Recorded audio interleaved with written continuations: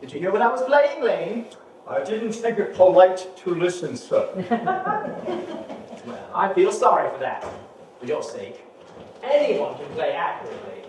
I don't play accurately, but I play with such wonderful expression. As far as the piano is concerned, sentiment is my forte. I keep science for life. Yes, sir. Speaking of the science of life, have you got the cucumber sandwiches cut for Lady Bracknell? Oh, yes, sir. By the way, Lane, I see from your book that when Lord Showman and Mr. Worthing last dined here, 8 bottles of champagne are entered as having been consumed. Yes, sir. 8 bottles and a pint. Why is it at a bachelor's establishment the servants invariably drink the champagne? I ask merely for information. I attribute it to the superior quality of the wine, sir. I've often observed that in married households, the champagne is really of a first-rate brand. Good heavens, is marriage so demoralizing as that? I believe marriage is a very, very, very special state, sir. I have had very little experience of it myself up to the present. I've only been married once. That was in consequence of a misunderstanding between myself and a young person. Well, I don't know that I'm much interested in your family life, Lane. No, sir. It is not a very interesting subject. I never think of it myself. Very natural, I'm sure. That will do, Lane. Thank you. Thank you, sir.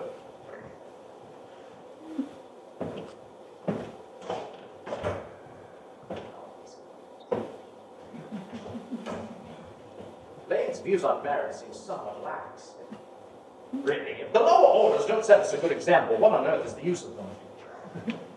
They seem, as a class, to have absolutely no sense of their moral responsibilities.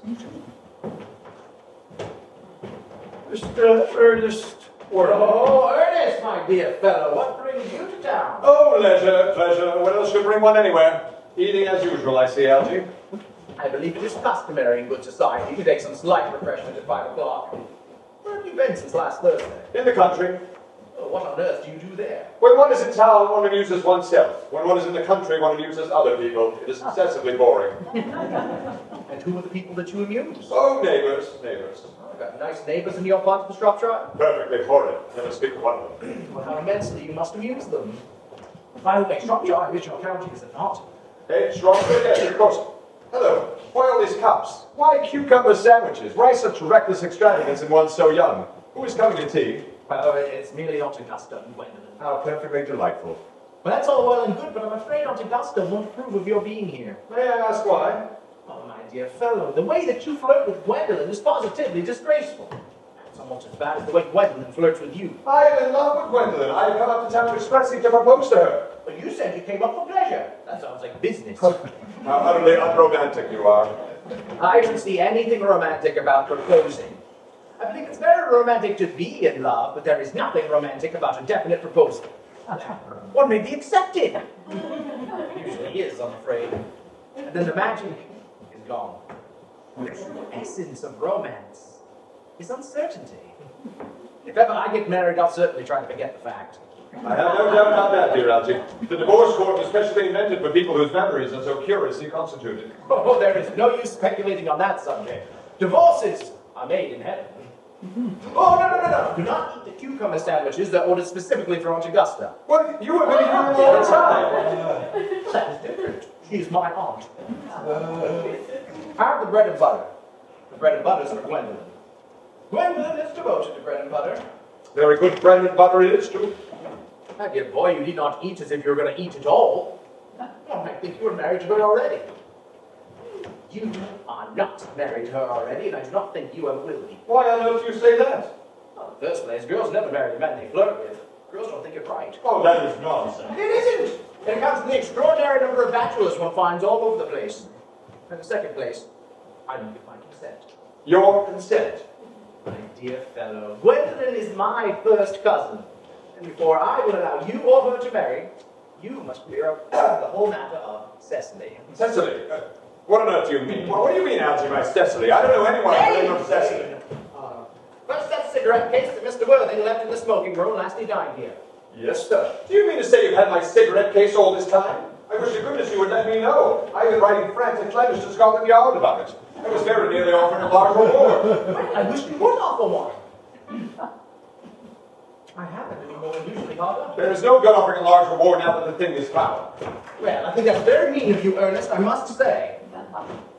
Now that I look at the inscription inside, I see that it is not your cigarette case after all. Of course it's mine. You've seen me with it 100 times and you have no right whatsoever to read what is written inside. It's a very ungentlemanly thing to read a private cigarette case. Oh, it is absurd to have a hard and fast rule about what one should and shouldn't read. More than half of modern culture depends on what one shouldn't read. I am quite aware of the fact that I don't propose to discuss modern culture. It isn't the sort of thing one should talk of in private. I simply want my cigarette case back. But this isn't your cigarette case. This cigarette case is a present from someone by the name of Cecily. And you said you don't know anyone of that name.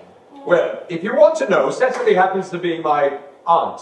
Your aunt? Yes, charming old lady she is too, lives at Tunbridge Wells. Just give it back to me. Ooh, but why does she call herself Little Cecily if she is your aunt and lives in Tunbridge Wells? From Little Cecily, with her fondest love. My dear fellow, what on earth is there in that? Some aunts are tall, some aunts are not tall. That is a matter that surely an aunt may be allowed to decide for herself. You seem to think that every aunt should be exactly like your aunt. That's absurd. For heaven's sake, give me my cigarette case. But why does your aunt call you her uncle? From Little Cecily, with her fondest love to her dear Uncle Jack. There is no objection, I admit, to an aunt being a small aunt. But why an aunt, regardless of her size, should refer to her own nephew as her uncle, I can't quite make out. Besides, your name isn't Jack at all. It's Ernest. It isn't Ernest. It's Jack.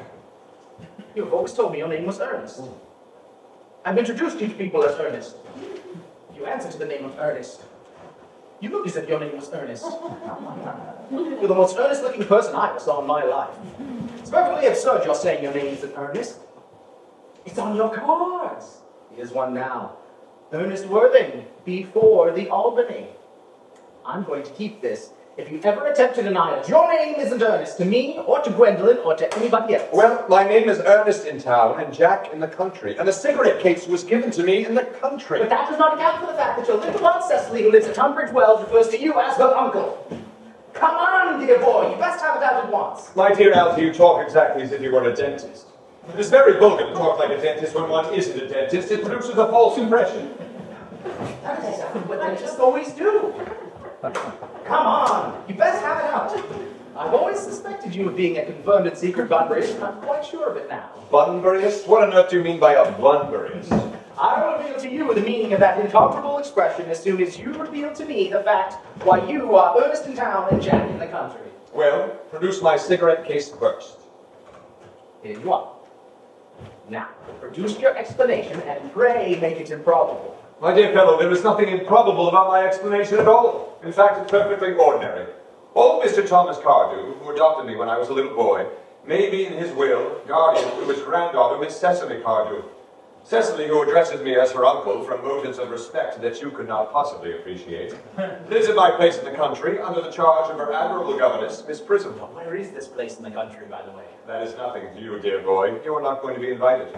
I may tell you candidly that the place is not in Shropshire. I suspected that, dear fellow. I've Bunburyed all over Shropshire on 2 separate occasions.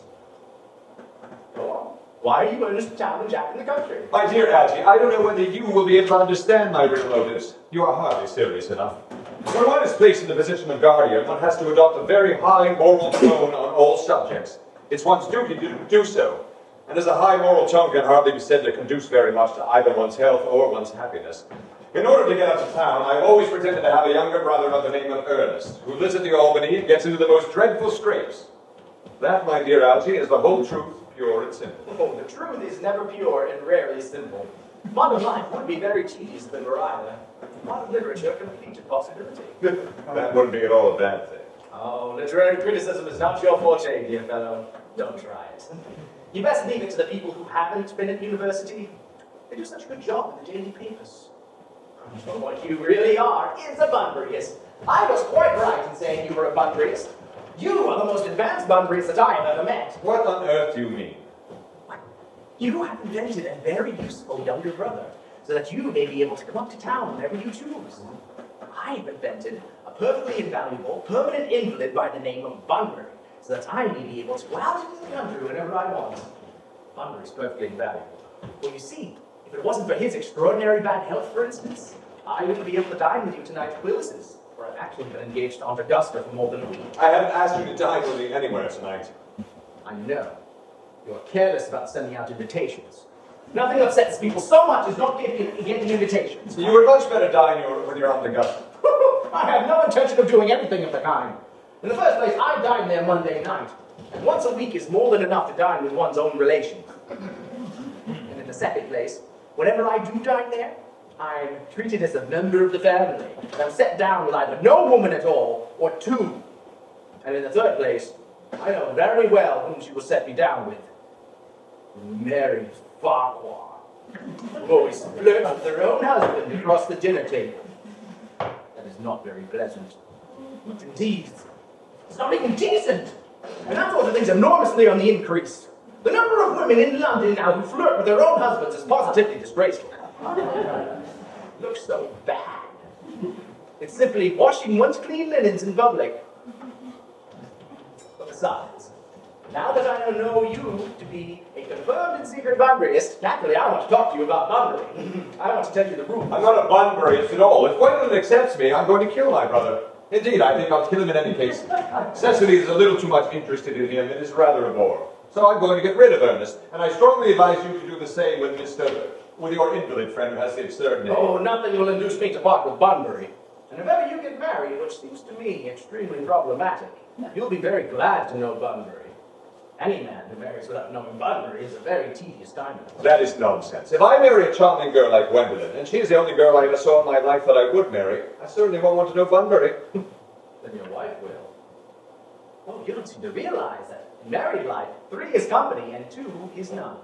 That, my dear young friend, is the theory that the corrupt French drama has been propounding for the last 50 years. Oh, that English home is proved in half the time. For heaven's sake, don't try to be cynical. It's perfectly easy to be cynical. It isn't easy to be anything nowadays. There's a lot of beastly competition about.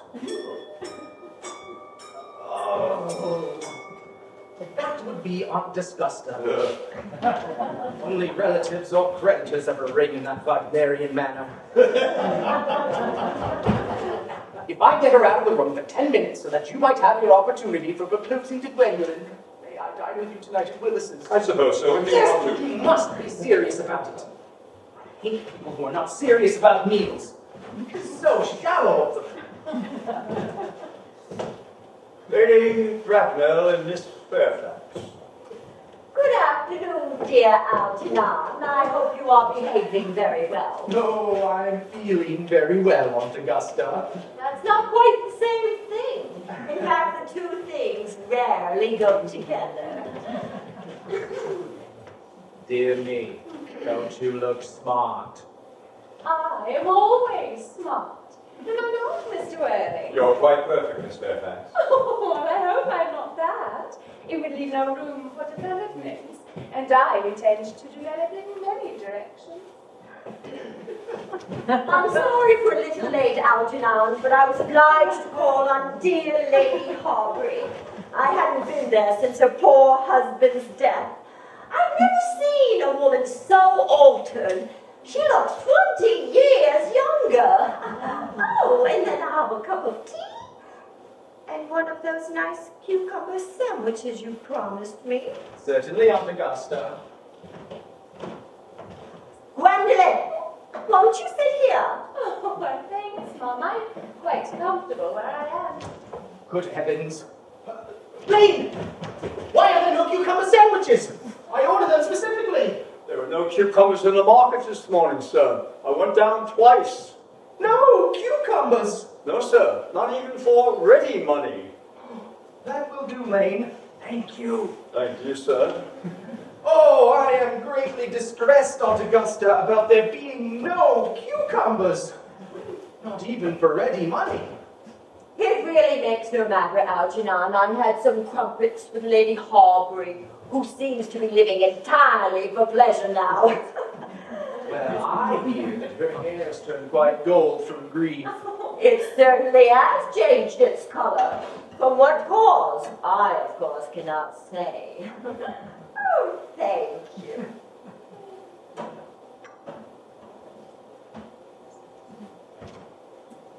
Algernon, I have quite a treat for you tonight. I am going to send you down with Mary Farquhar. Oh, she is such a delightful woman, and so attentive to her husband. It is delightful to watch them. I'm afraid, Aunt Augusta, that I shall have to give up the pleasure of dining with you tonight after all. Oh, I do hope not, Algernon. It would put my table completely out. Your uncle would have to dine upstairs. Fortunately, he's accustomed to that. Well, it is a great disappointment to me, and I need hardly say a great bore. But you see, I've just received a telegram about my poor friend Bunbury. He's very ill again, and they seem to think that I should be with him. It's very strange. This Mr. Bunbury seems to suffer from curiously bad health. Oh, yes. Bunbury's a dreadful invalid. Well, I must say, Algernon, I think it is high time that this Mr. Bunbury made up his mind whether he's going to live or to die. This shilly-shallying with a question is absurd. Nor do I approve of the modern sympathies with invalids. I consider it morbid. Illness of any kind should not be encouraged in others. Health is the primary duty of life. I keep telling that to your poor uncle, but he never seems to take much notice as far as an improvement in his ailment goes. I would be very much obliged if you would ask this Mr. Bunbury from me to be kind enough not to have a relapse on Saturday, for it is my last reception, and one wants something that will encourage conversation, especially at the end of the season when everyone has practically said whatever they have to say, which is probably not much. Well, I'll speak to Bunbury, Aunt Augusta, if he's still conscious. And I believe I can promise you he will be all right by Saturday. Now, of course, the music is a great difficulty. Well, you see, if one plays good music, people don't listen. If one plays bad music, people don't talk. But I will go over the program with you if you will kindly step into the next room for a moment. Oh, thank you, Algernon. Oh, it's very thoughtful of you. I'm sure the program will be delightful after a few expurgations. French songs I cannot possibly allow. People always seem to think they are improper and either look shocked, which is vulgar, or laugh, which is worse. But German sounds a thoroughly respectable language, and indeed I believe is so. You will accompany me, Gwendolyn. Oh, certainly, Mama.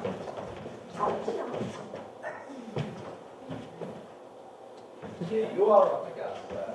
After you, of course. Charming day this been, Miss Fairfax. Pray, don't talk to me about the weather, Mr. Worthing. Whenever people talk to me about the weather, I always feel quite certain that they mean something else. And that makes me so nervous. I do mean something else. I knew it. In fact, I was never wrong. And I would like to be allowed to take advantage of Lady Bracknell's temporary absence. Well, I would certainly advise you to do so. Mama has a way of coming back suddenly into a room that I've often had to speak to her about. Miss Fairfax, ever since I met you, I've admired you more than any girl I have ever met since I met you. I am quite well aware of that. And I often wish that in public at any rate, you had been more demonstrative. For me, you have always had an irresistible fascination. Even before I met you, I was far from indifferent to you. We live, as I hope you know, Mr. Worthing, in an age of ideals. The fact is constantly mentioned in the more expensive monthly magazines and has reached the provincial pulpits, I am told. And my ideal has always been to love someone of the name of Ernest. Oh, there's something in that name that inspires absolute confidence. From the moment Algernon first mentioned to me that he had a friend called Ernest, I knew I was destined to love you. You really love me, Gwendolyn. Passionately. Darling, you don't know how happy you've made me. Oh, my own Ernest. But you don't really mean to say that you couldn't love me if my name wasn't Ernest. But your name is Ernest. Yes, I know it is, but supposing it was something else. You mean to say you couldn't love me then? Ah, well, that is clearly a metaphysical speculation. And like most metaphysical speculations, it has very little reference at all to the actual facts of real life as we know them. Frankly, darling, to speak quite frankly, I don't much care about the name of Ernest. I don't think the name suits me at all.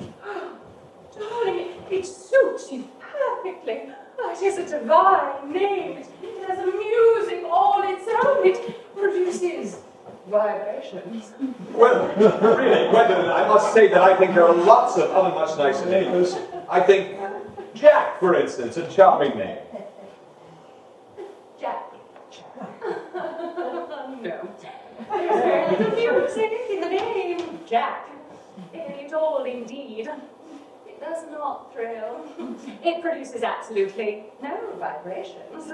I have known several Jacks, and they were all, without exception, more than usually plain. Besides, Jack is a notorious domesticity for John, and I pity any woman married to a man called John. She will probably never be allowed to know the enchanting pleasure of a single moment's solitude. No, the only really safe name is Ernest. Gwendolyn, I must get christened at once. I mean, we must get married at once. There is no time to be lost. Married, Mr. Worthing. Well, surely, you know that I love you, and you have led me to believe, Miss Fairfax, that you are not absolutely indifferent to me. Well, I adore you. But you have not proposed to me yet. Nothing has been said at all about marriage. The subject has not even been touched on. Well, may I propose to you now? Well, I think it would be an admirable opportunity. And to spare you any possible disappointment, Mr. Worthing, I think it only fair to tell you quite frankly beforehand, I am fully determined to accept you. Gwendolyn! Yes, Mr. Worthing.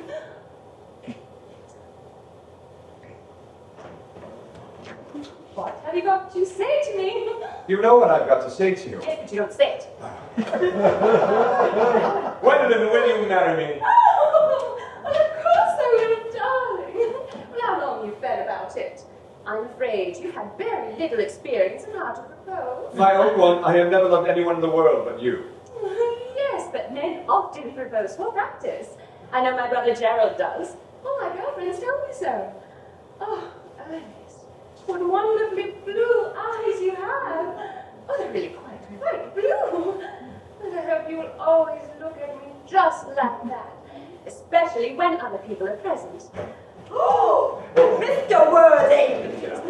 Out from this semi-public impostor! It is most indecorous! I must beg you to retire. This is no place for you. Besides, Mr. Worthing is not quite finished yet. Finished what, may I ask? Oh, I am engaged to Mr. Worthing, Mama. Pardon me. You are not engaged to anyone. Oh, yes. When you do become engaged to someone, I or your father, should his health permit him, will inform you of the fact. An engagement should come on a young girl as a surprise, pleasant or unpleasant as the case may be. It is hardly a matter that she could be allowed to arrange for herself. And now I have a few questions to put to you, Mr. Worthing. While I am making these inquiries, you, Gwendolyn, will wait for me below in the carriage. Mama! In the carriage, Gwendolyn! Yes, Mama. Gwendolyn! That carriage.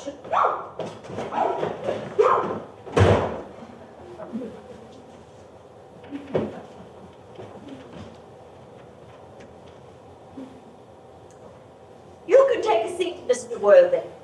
Thank you, Lady Bracknell. I prefer standing. I feel bound to tell you that you are not down on my list of eligible young men, although I keep the same list as the dear Duchess of Bolton has. We work together, in fact. However, I am quite prepared to enter your name should your answers be what a really affectionate mother requires. Do you smoke? Well, yes, I must admit I smoke. I'm glad to hear it. A man should always have an occupation of some kind. There are far too many idle men in London as it is. What is your age? 29. A good age to be married at. I am of the opinion that when a man desires to get married, he should know either everything or nothing. Which do you know? I know nothing, Lady Bracknell. I'm pleased to hear it. I do not approve of anything that tampers with natural ignorance. Ignorance is like a delicate exotic fruit. Touch it, and the bloom is gone. The whole theory of modern education is radically unsound. Fortunately, in England, at any rate, education produces no effect whatsoever. If it did, it would prove a serious danger to the upper classes.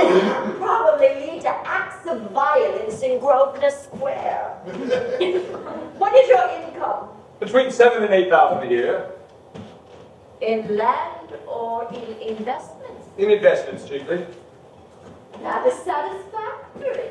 What between the duties expected of one during one's lifetime and the duties exacted from one after one's death, land has ceased to either be a profit or a pleasure. It gives one position and prevents one from keeping it up. Well, that's all that can be said about land. I have a country house with some land, of course, attached to it. About 1,500 acres, I believe. But I don't depend on that for my real income. In fact, as far as I can make out, the poachers are the only people who make anything out of it. A country house? How many bedrooms? Oh, no, that can be taken up later. You do have a townhouse, I hope. A girl with a simple, unspoiled nature like Gwendolyn can hardly be expected to reside in the country. Well, I own a house in Belgrade Square, but it is let by the year to Lady Bloxham. Of course, I can get it back any time I like at 6 months' notice. Lady Bloxham? I don't know her. Oh, she goes about very little. She is a lady considerably advanced in years. Well, nowadays, age is no guarantee of respectability of character. What number Belgrade Square? 149. The unfashionable side. Oh. I knew there was something. Well, that can easily be altered. Do you mean the fashion or the side? Both, if necessary, I What are your politics? Well, I'm afraid I really have none. I'm a liberal unionist. Oh, they count as Tories. They dine with us or come in the evening at any rate. And now to minor matters.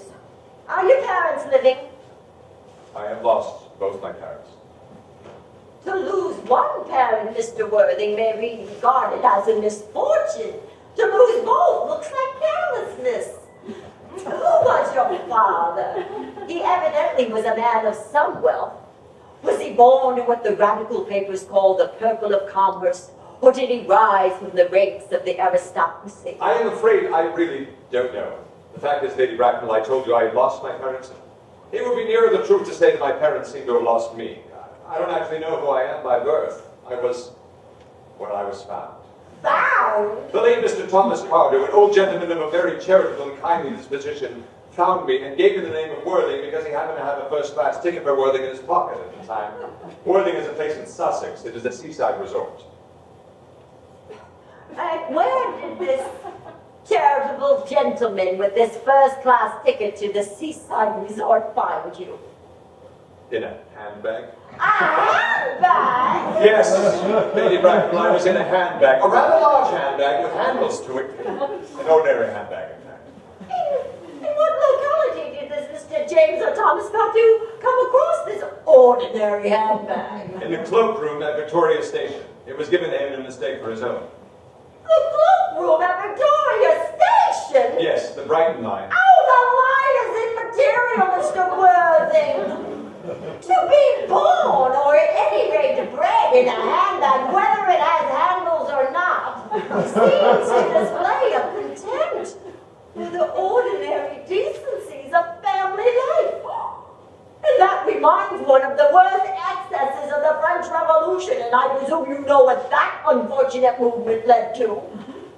As to the locality to which this handbag was found, a cloakroom in a railway station might serve to conceal a social indiscretion, and probably has been used for that purpose before now, but it can hardly be regarded as an assured basis for a recognized position in good society. May I ask you then what you would advise me to do? I need hardly say I would do anything in the world to ensure Gwendolin's happiness. I would strongly advise you, Mr. Worthing, to try and acquire some relations as soon as possible, and to make every definite effort at any rate to produce one parent of either sex before the season is quite over. Well, I don't see how I can possibly manage to do that. I can produce the handbag at any moment. It is in my dressing room at home. I really think that should satisfy you, Lady Bracknell. Me, sir? What has it to do with me?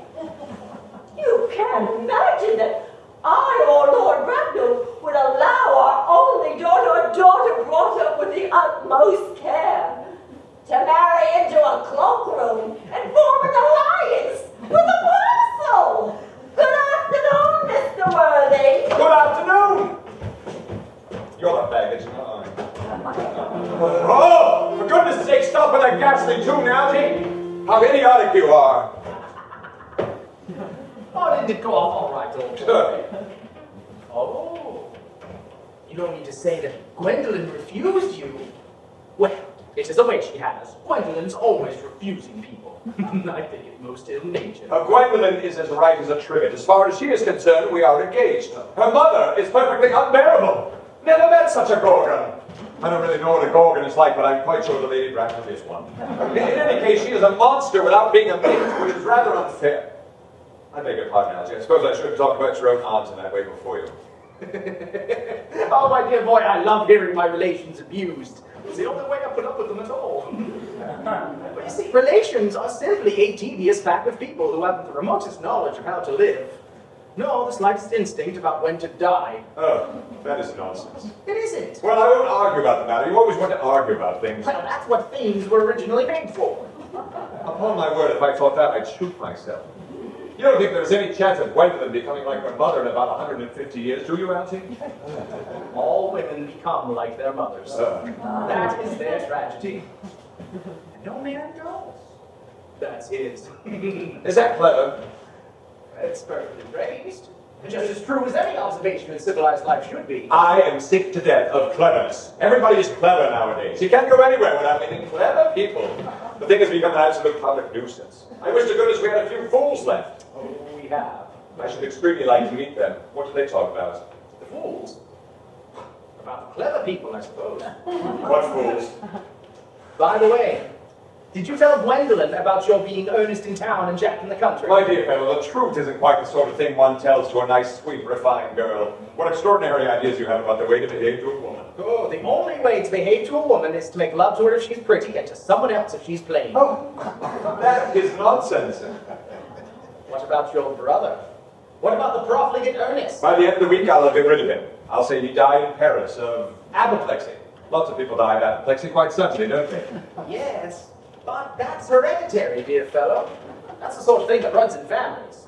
You're better off saying, severe chill. You are sure a severe chill is not hereditary or anything of the kind? Of course it isn't. Very well then. My poor brother Ernest is carried off suddenly in Paris by a severe chill. I get rid of him. But what about your Miss Cardew? Didn't you say that she is a bit too interested in your brother Ernest? Won't she feel his loss a great deal? Oh, that is all right. Cecily is not a silly romantic girl, I'm glad to say. She's got a capital appetite, goes long walks, and pays no attention at all to her lessons. I would quite like to see Cecily. I would take great care you never do. She's excessively pretty, and she's only just 18. Oh, does Gwendolyn know that you have an excessively pretty ward who's only just 18? Oh, one doesn't blurt these things out to people. Cecily and Gwendolyn are perfectly certain to be extremely great friends. Well, I'll bet you anything you like that half an hour after they've met, they will be calling each other sister. Women only call each other that after they've called each other many other things first.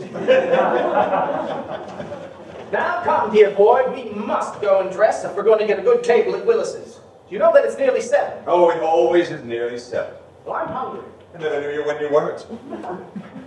What are we going to do after dinner? Go to the theater? Oh, no, I loathe listening. To a club, then? Oh, no, I hate talking. Maybe we'll trot round the Empire at 10. Oh, no, I can't bear looking at things. It is so silly. What are we going to do? Nothing. Nothing. It's awfully hard work doing nothing. But I suppose I don't mind hard work, so long as there's no definite object of any kind. This Fairfax. Gwendolyn, upon my word. Gee, kindly turn your back. There is something very particular I have to say to Mr. Really? Gwendolyn? I don't think I can allow this at all. Algy, you always adopt a strictly immoral attitude towards life, and you are not quite old enough to do that. My own darling.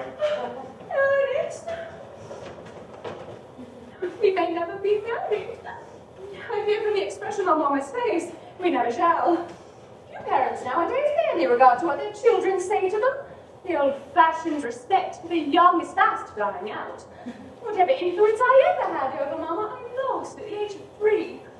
But although she may prevent us from becoming man and wife, and I may marry someone else, and marry often, nothing she can possibly do can alter my eternal devotion to you. Dear Gwendolyn. The story of your romantic origin, as related to me by Mama, with unpleasing comments, has naturally stirred the deeper fibers of my nature.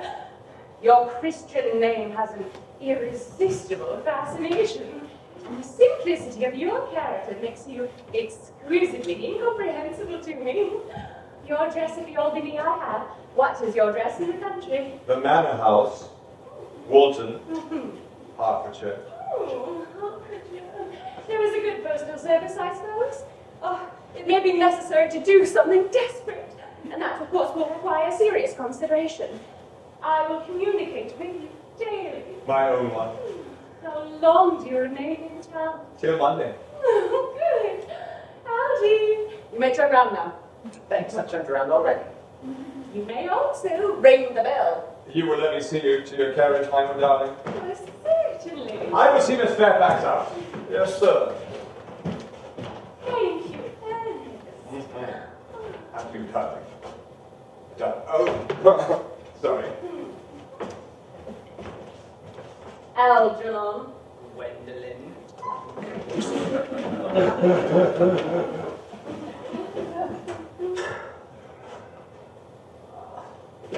Glass of sherry, Lane. Yes, sir.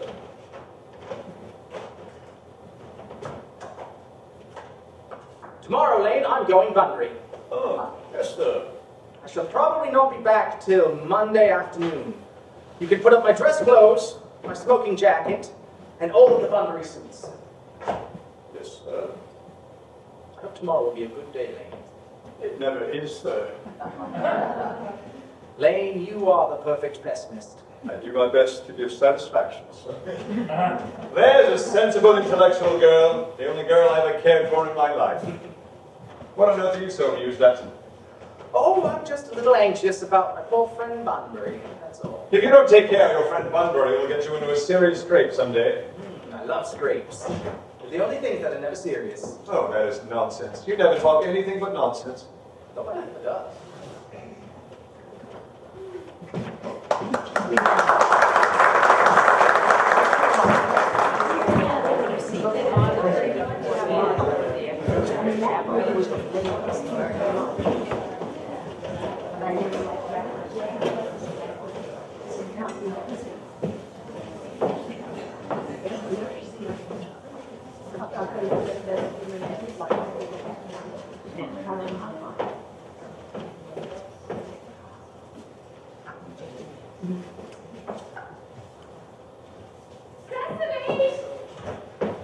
Cecily!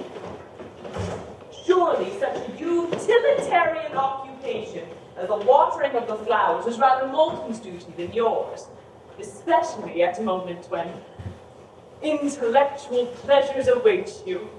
Your German grammar is on the table. Pray, open it at page 15. We will repeat yesterday's lesson. But I don't like German. It isn't at all a becoming language.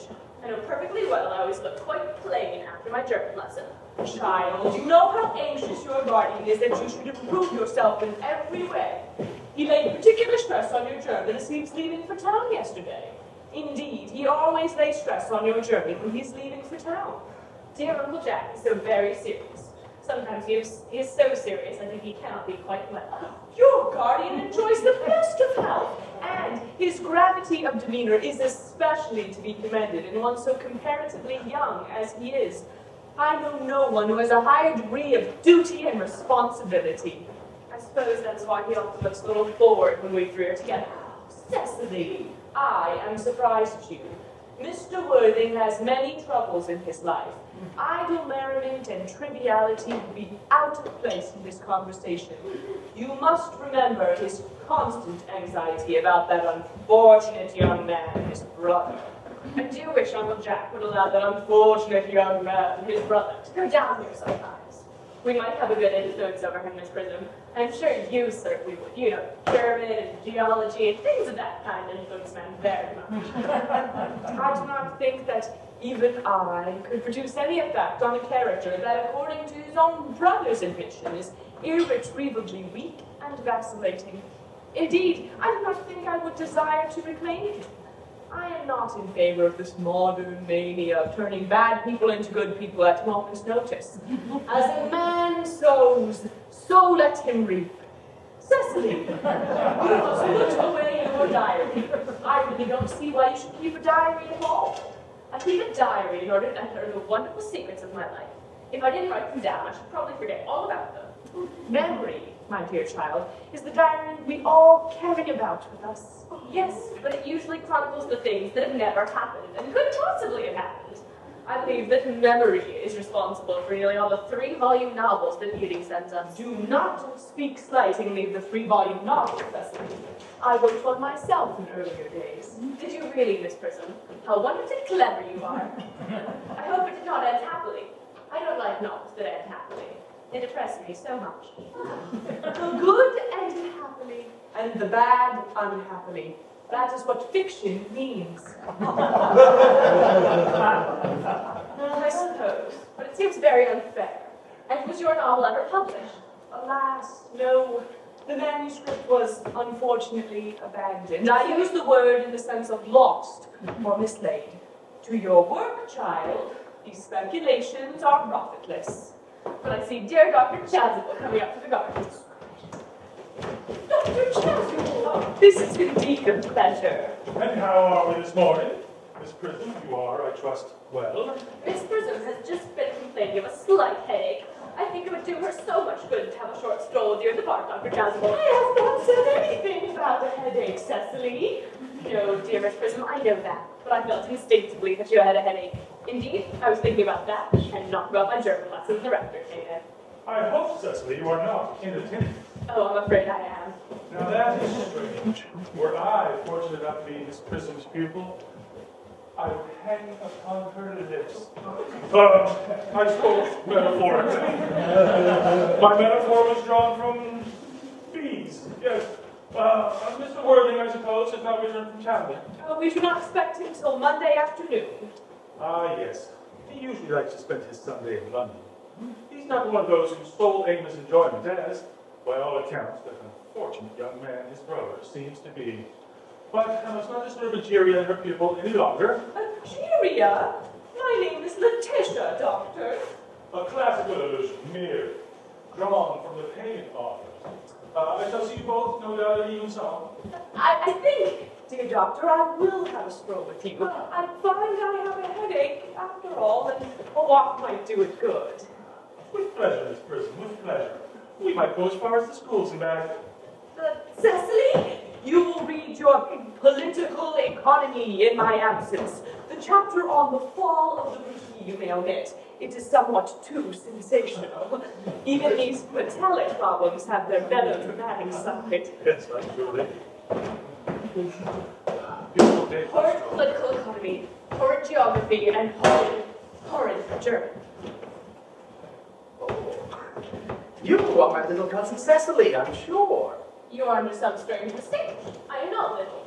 In fact, I believe I'm more than usually tall for my age. But I am your cousin Cecily. You, I see from your card, are Uncle Jack's brother, my cousin Ernest, my wicked cousin Ernest. Oh, you mustn't think that I'm wicked. I'm not wicked at all, cousin Cecily. If you are not, then you have certainly been deceiving us all in a very inexcusable manner. I hope you have not been leading a double life, pretending to be wicked and being really good all along.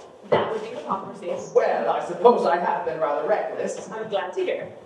Now that you mention it, I have been very bad in my own small way. I don't think you should be so proud of that, though I'm sure it must have been very pleasant. It is much pleasanter being here with you. I can't understand how you are here at all. Uncle Jack won't be back till Monday afternoon. Oh, that's such a great disappointment to me. Well, you see, I'm obliged to go back up at the first train on Monday morning.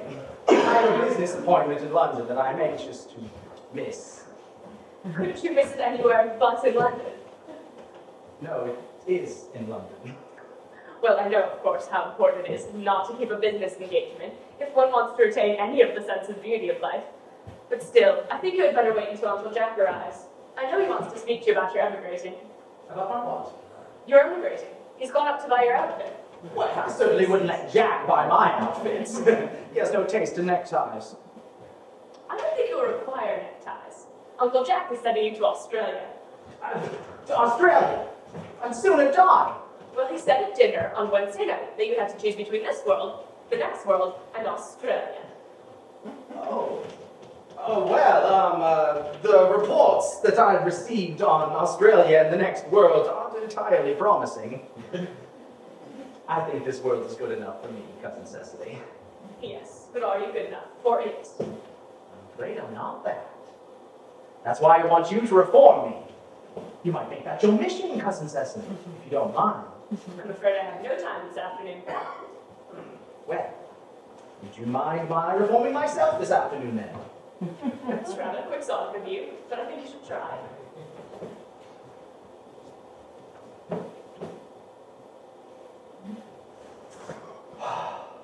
I feel better already. You're looking a little worse. That's because I'm hungry. How thoughtless of me. I should have remembered that when one is going to lead an entirely new life, one requires regular and wholesome meals. Won't you come in? Oh, might I have a buttonhole first? I never have any appetite unless I have a buttonhole first. A marshal miel. No, I'd sooner have a pink rose. Why? Because you are like a pink rose, Cousin Cecily. I don't think it can be right to talk to me like that. Miss Prism never says such things to me. Well, Miss Prism is a short-sighted lady.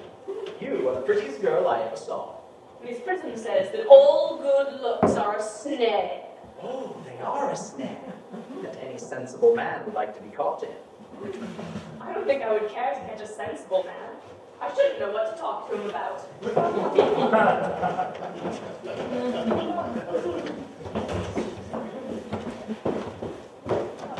You are too much alone, dear Dr. Chasuble. You should get married. A misanthrope I can understand. A womanthrope, never. Believe me, I do not deserve so neologistic a phrase.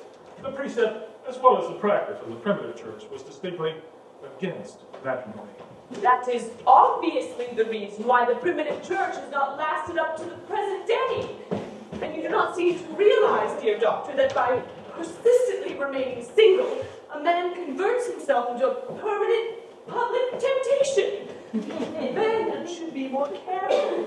This very celibacy leads weaker vessels astray.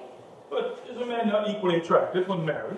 No married man is ever attractive, except to his wife. And often, I've been told, Not even to her. That depends on the intellectual sympathies of the woman. Maturity can always be depended on. Ripeness can be trusted. Young women are green. I spoke horticulturally. My metaphor was drawn from fruits. But where is Cecily? Well, perhaps you called us to school. Mr. Worthing! What? This is indeed a surprise. We did not look for you till Monday afternoon. I have returned sooner than I expected. Dr. Chasuble, I hope you are well. Dear Mr. Wood, I trust this God of woe does not betoken some terrible calamity. My brother. More shameful debts and extravagance. Still leading his life of pleasure. Dead. Your brother Ernest dead? Quite dead. What's a lesson for him? I trust he will profit by it. Mr. Wood, I offer my sincere condolence. You have at least the consolation of knowing you were always the most generous and forgiving. Poor Ernest. He had many faults, but it is a sad, sad blow. Very sad indeed. Were you with him at the run? No, he died abroad. In Paris, in fact. I had a telegram last night from the manager of the Grand Hotel. Was the cause of death mentioned? A severe chill, it seems. As a man sows, so shall he reap. Charity, dear Miss Prison, charity. None of us are perfect. I myself am peculiarly susceptible to drafts. Will the interment take place here? No, he seems to have expressed a desire to be buried in Paris. Paris. I fear that hardly points to a very serious state of mind at last. You would no doubt wish me to make some slight allusion to this tragic domestic affliction next Sunday. My sermon on the meaning of the man in the wilderness can be adapted to almost any occasion, joyful, or, as in the present case, distressing. Harvest celebrations, christenings, confirmations, days of humiliation, and festal days. Why, the last time I delivered it was at the cathedral. As a charity sermon on behalf of the Society for the Prevention of Discontent among the upper orders. The bishop, who was present, was much struck by some of the analogies I drew. Ah, that reminds me, you mentioned christenings, I think, Dr. Chasuble. I suppose you know how to christen, all right? I mean, of course, you are continually christening, aren't you? It is, I regret to say, one of the rector's most constant duties in this parish. I have often spoken to the poorer classes on the subject, but they don't seem to know what thrift is. But is there any particular infant in whom you're interested, Mr. Wood? Your brother was, I believe, unmarried, was he not? Oh, yes. People who live entirely for pleasure usually are. But it is not for any child, dear doctor. I am very fond of children. No, the fact is I would like to be christened myself this afternoon if you have nothing better to do. But surely you've been christened already. I don't remember anything about it. But have you any great doubts on the subject? I certainly intend to have. Of course, I don't know if you think the thing would bother you in any way, or if you think I'm a little too old now. Oh, not at all, not at all. The sprinkling and indeed the immersion of adults is a perfectly canonical practice. Immersion? You have no apprehension. Sprinkling is all I think that is necessary, or I should say advisable. Our weather is so changeable. What hour is the first ceremony for? Oh, I might truck on about 5, if that would suit you. Oh, perfectly, perfectly. In fact, I have 2 similar ceremonies to perform at that time. The case of twins has occurred quite recently in one of the outlying cottages of your own estate. Poor Jenkins the carter, a most hard-working man. Oh, I don't see much fun in being christened along with other babies. It would be childish. Would 5:30 do? Admirably, admirably. And now, dear Mr. Worthing, I will intrude no longer into a house of sorrow. I will really beg you not to be too much bowed down by grief. What appear to us bitter trials are often blessings in disguise. This seems to me a blessing of an extremely obvious kind. Uncle Jack! Yes. Oh, I am pleased to see you back. But what horrid clothes you've got on. Do go and change them. Cecily! My child, my child. What's the matter, Uncle Jack? Do look happy. You look as if you've had a toothache. And I've got such a surprise for you. Who do you think is in the dining room? Your brother. Who? Your brother Ernest. Here I about half an hour ago. What nonsense! I haven't got a brother. Oh, don't say that. However badly he may have behaved in the past, he is still your brother. You couldn't possibly be so heartless as to disown him. I'll tell him to come out, and he will shake hands with him, won't you, Uncle Jack? Well, these are very joyful tidings. After we had all been resigned to his loss, his sudden return seems to me peculiarly distressing. My brother is in the dining room. I don't know what it all means. I think it is perfectly absurd. Good heavens! Brother John! I have come down from town to tell you that I'm very sorry for all the trouble that I've caused you and that I intend to lead a better life in the future. Uncle Jack, you're not going to refuse your own brother's hand. Nothing would induce me to take his hand. I think it's coming down here disgraceful. He knows perfectly well why. Uncle Jack, do be nice. There is some good in everyone. Ernest has just been telling me about his poor invalid friend, Mr. Bunbury, who he goes to visit so often. And surely there must be so much good in one who is kind to an invalid and leaves the pleasures of London to sit by a bed of pain. Oh, he's been talking about Bunbury, has he? Yes, he's told me all about poor Mr. Bunbury and his terrible state of health. Bunbury? Well, I won't ever talk to you about Bunbury or about anything else. It is enough to drive one perfectly frantic. Well, I admit that the faults were all on my side, and I dare say that I find Brother John's coldness towards me to be most peculiarly painful. I expected a more enthusiastic welcome, especially considering this is the first time I've ever come here. Uncle Jack, if you don't shake hands with Ernest, I will never forgive you. Never forgive me. Never, never, never. Well, this is the last time I shall ever do it. It's pleasant, is it not, to see so perfect a reconciliation? And now I can my being two brothers together. Cecily, you will come with us. Certainly, Miss President Flyle's task of reconciliation is over. It is a very beautiful thing you've done today, child. We must not be premature in our judgments. I feel very happy. You young scoundrel, Algy, you must get out of this place as soon as possible. I don't know how any Bunbury in here. Your duty as a gentleman calls you back to town. My duty as a gentleman has never interfered with my pleasures in the least. I am quite aware of that. Well, Cecily is a darling. You're not to talk to Miss Cardew like that. I don't like it. Well, I don't like your clothes. You look perfectly ridiculous in them. I don't see why you don't go and change. It's absurd for you to be in deep mourning for someone who's actually staying with you for a whole week as your guest. Call it protect. You are certainly not staying with me for a whole week as a guest or anything else. You have got to leave by the 4:05 train. I shan't do anything of the kind so long as you are in mourning. It would be most unkind of me. If I was in mourning, you would stay with me. Well, will you go if I change my clothes? Yes, but not if you take too long. I've never seen anyone take too long to dress with so little result. Well, at any rate, that is better than being always overdressed as you are. If I'm occasionally a little bit overdressed, I always make up for it by being immensely overeducated. Your vanity is ridiculous, your conduct an outrage, and your presence in my garden utterly absurd. However, you have got to catch the 4:05, and I hope you will have a pleasant journey back to town. This Bunburying, as you call it, has not been a great success for you. I think it's been a great success. I'm in love with Cecily, and that is everything. I must see her before I go and make plans for another Bunbury. Oh, there she is. Oh, I'm going to give back to water the roses. I thought we were Uncle Jack. He's about to order the dog cart for me. Oh, is he going to take you for a nice drive? He's going to send me away. Then we have got to part. I'm afraid so. It's a very painful parting. It is always painful to part from people whom one has known for a very brief space of time. The absence of old friends one can endure with equanimity, but even a momentary separation from anyone to whom one has just been introduced is almost unbearable. Thank you.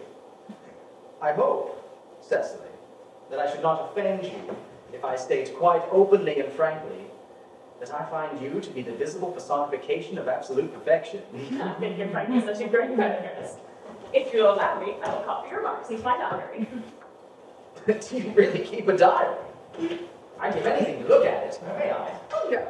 You see, it is very simply a very young girl's records of her own thoughts and impressions, and consequently meant for publication. I do hope when it appears in volume form, you'll order a copy. Pray, Ernest, don't stop. I delight in taking that dictation I have reached. Absolute perfection. You can go on, quite ready for more. Oh, don't cough, Ernest. When one is dictating, one should speak fluently and not cough. Besides, I don't know how to spell cough. Cecily, ever since I first gazed upon your wild and incomparable beauty, I have dared to love you wildly, passionately, devotedly, hopelessly. I don't think that you should tell me that you love me wildly, passionately, devotedly, and hopelessly. Hopelessly doesn't seem to make much sense now, does it? Cecily. Uncle Jack would be very annoyed if he knew you were staying. Well, I don't care about Jack. I don't care about anyone else in the whole world except for you. I love you, Cecily. You will marry me, won't you? Of course, you silly boy. the past 3 months. Yes, it will be exactly 3 months on Thursday. How did we become engaged? Well, ever since dear Uncle Jack first confessed to us that he had a younger brother who was very wicked and bad, you, of course, have formed the chief topic of conversation between myself and Miss PRISM. And of course, a man who is much talked about is always very attractive. Yes. One feels there must be something in him after all. I dare say it was foolish of me, but I fell in love with you, Ernest. Oh, darling. And when was the engagement actually settled? On the 14th of February last, when I, by your entire ignorance of my existence, I determined to end the matter one way or the other. And after a long struggle with myself, I accepted you under this dear old tree here. The next day I bought this ring in your name, and this is the bangle the shoe lovers I promised you always to wear. Oh, did I get you this? That's very pretty, isn't it? Yes, you've wonderfully good taste, Ernest. It's the excuse I've always given you for leading such a bad life. And this is the box in which I keep all your dear letters. Oh, my letters. Dear sweet child, I haven't written you any letters. You need hardly remind me of that, Ernest. I remember only too well that I was forced to write your letters for you. I wrote always 3 times a week, and sometimes oftener. Oh, well, you must let me read them, Cecily. Oh, no, I couldn't possibly. They would make you far too conceited. The 3 you wrote me after I had broken off our engagement are so beautiful and so badly spelled that even now I can hardly read them without crying a little. Was our engagement ever broken off? Of course, on the 22nd of last March. You can see the entry. Yes. Today I broke off my engagement with Ernest. I feel it is better to do so. The weather still continues charming. Well, why was it broken off? What have I done? I've done nothing at all, Cecily. I'm very hurt indeed to hear that you broke off our engagement, particularly when the weather was so charming. Well, it would hardly have been a very serious engagement if it hadn't been broken off at least once. But I forgave you before the week was out. Oh, dear sweet angel you are, Cecily. You dear romantic boy. I hope your hair stays like this naturally. Does it? Yes, dear. With little help from others. I am so glad. Promise me you'll never break off our engagement again. I don't think I could break it off now that I actually met you. Besides, there is the question of your name. Yeah, of course. Now, you mustn't laugh at me, darling, but it had always been a girlish dream of mine to love someone whose name was Ernest. There's something in that name that seems to inspire one with absolute confidence.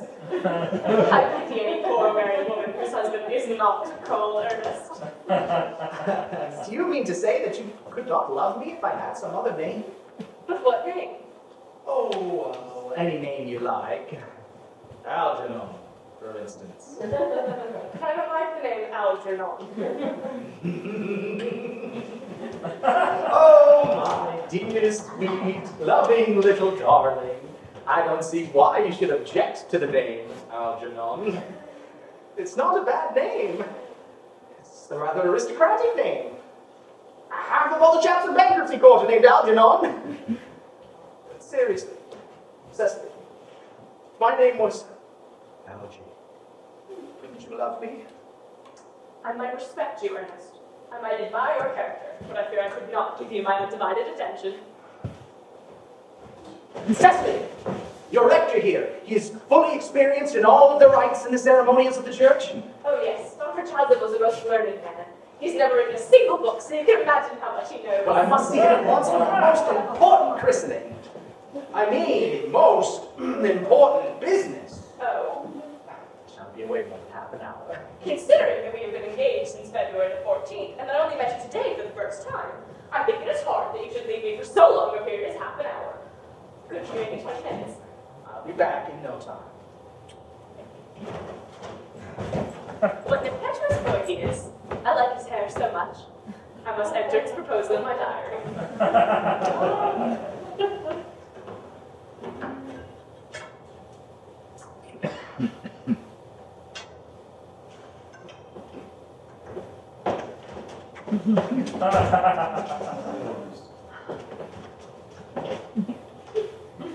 Pray, let me introduce myself. My name is Cecily CARDEW. Cecily CARDEW! Oh, what a very sweet name. Some family tells me we are going to be great friends. I like you already more than I can say. My first impressions of people are never wrong. How nice of you to like me so much after we've known each other such a comparatively short amount of time. Pray sit down. I may call you Cecily. May I not? With pleasure. And you will always call me Gwendolyn, won't you? If you wish. Then that is all quite settled, is it not? I hope so.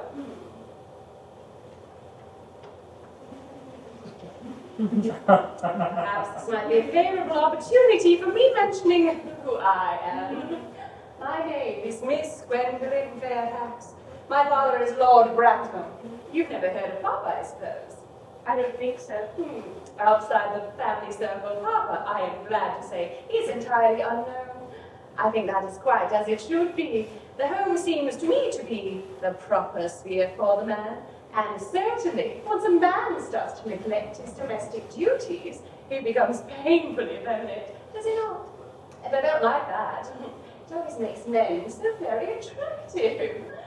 Cecily, Mama, whose views on education are remarkably strict, has brought me up to be extremely short-sighted. It is not her system.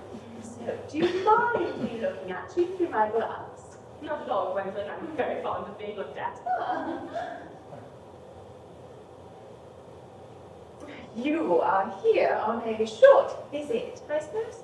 Oh no, I live here. Really? Oh. Well, then your mother, no doubt, or some female relative of advanced years resides here also. Oh no, I have no mother. Nor, in fact, any relations. Indeed. My guardian, with the assistance of Miss PRISM, has the arduous task of looking after me. Your guardian? Yes, I'm Mr. Worthing's ward. Oh! Well, it is curious. He never mentioned to me that he had a ward. How very secretive of him. He grows more interesting hourly. I am not sure, however, that this news inspires me with feelings of unmixed delight. Oh no, I'm very fond of you, Cecily. I have liked you ever since I met you. But now that I know that you are Mr. Worthing's ward, I cannot help expressing the wish that you were just a little older than you seem to be, and not quite so very alluring in appearance. In fact, I may speak candidly.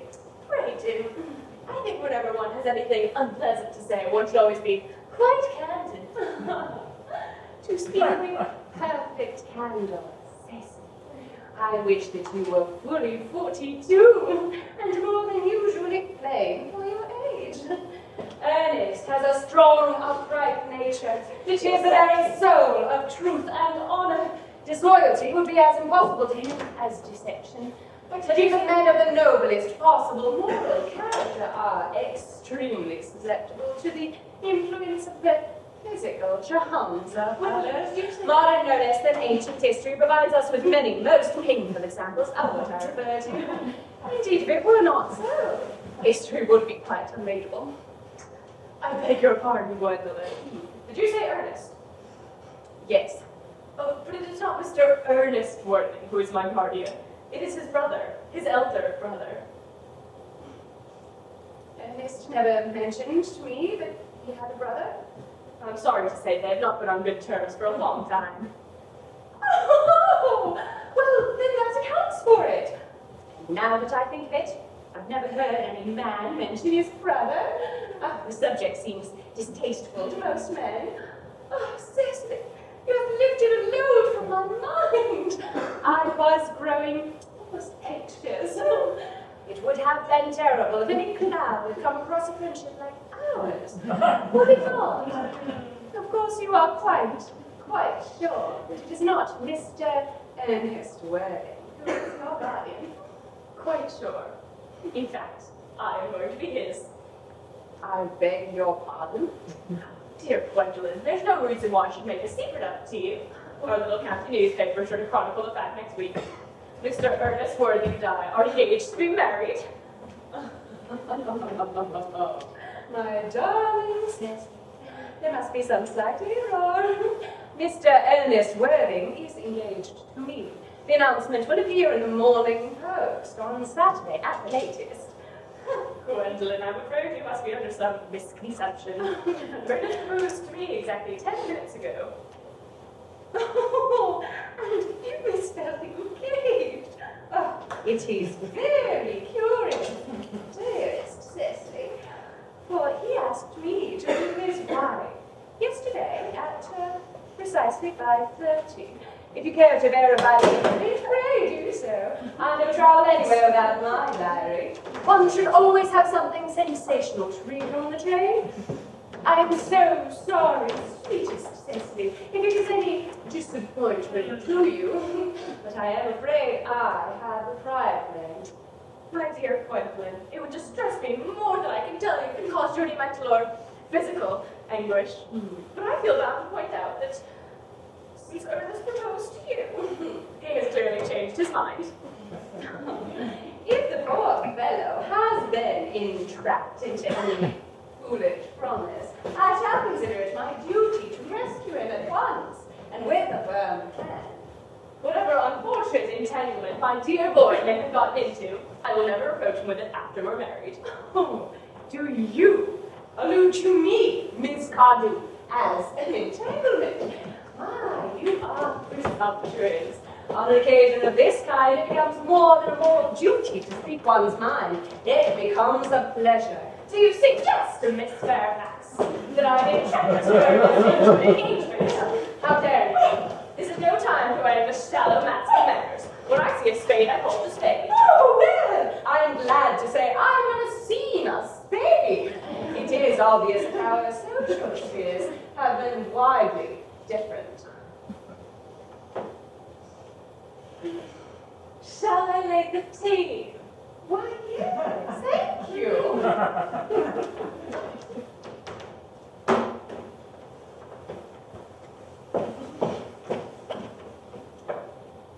Oh, my dear girl.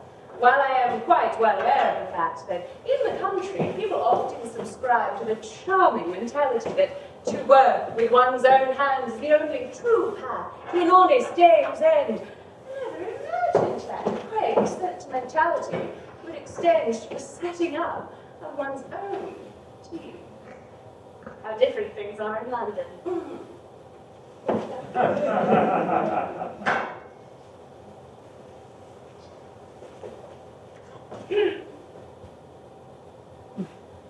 Are there many interesting walks in the vicinity, Miss CARDEW?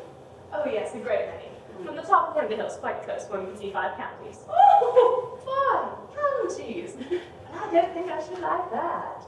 I hate crowds. I suppose that is why you live in town? What a well-kept garden this is, Miss CARDEW. So glad you like it, Miss Fairfax. I have no idea there are any flowers in the country. Oh yes, flowers are as common here as people are in London. Personally, I cannot understand how anybody manages to exist in the country. If anybody who is anybody does, the country always bores me to death. Ah, this is what the newspapers are referring to as agricultural depression, is it not? So, I believe the aristocracy are suffering from it very much just at present. It's almost an epidemic amongst them. So I've been told. Now for you some tea, Miss Fairfax. Yes, thank you. Detestable girls. I require tea. Sugar? No, thank you. Sugar is not fashionable anymore. Oh. Cake or bread and butter? Bread and butter, please. Cake is rarely seen in the best houses nowadays. Oh.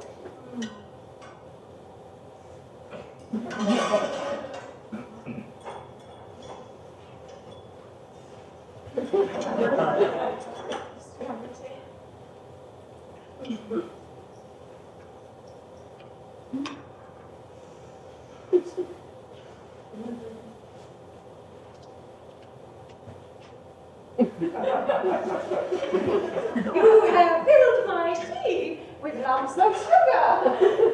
And though I most distinctly asked for bread and butter, you for giving me cake. Mercy. I have known the gentleness of my disposition and the extraordinary sweetness of my nature. But I warn you, Miss Cardew, you may go too far. To save my poor, innocent, trusting boy from the machinations of any other girl, there are no lengths to which I would not go. From the moment I saw you, I distrusted you. I felt that you were false and deceitful, and I am never deceived in such matters. My first impressions of people are invariably right. No. It seems to me, Miss Fairfax, that I'm trespassing on your valuable time. No doubt you have many other calls of a similar character to make in the neighborhood. Ernest, Gwendolyn, darling. may I ask, are you engaged to be married to this young lady? To dear little Cecily, of course not. Why could have put such an idea into your pretty little head? Thank you.